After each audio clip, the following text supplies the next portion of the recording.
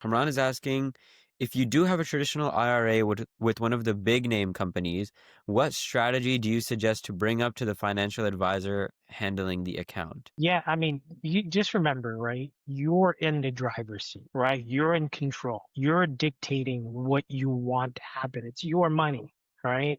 Or your advisor is there to give advice, right? And give suggestions. If the advisor is not aligning with your principles, you want to find out why. And it could be just because of they don't have knowledge in the space or they don't have the capacity to access the space, right? So it may not be that the advisor is doing something wrong.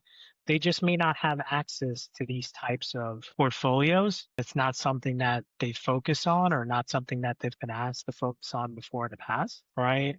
And I would say we've gotten some pretty significant clients from the Muslim community that worked with very, very prominent companies, right, that have great pedigrees, but their advisory just couldn't keep in line with the principles that they were looking for. And the advisors, you want to make sure your advisors isn't trying to kind of like piecemeal things together, right, to kind of get there, right?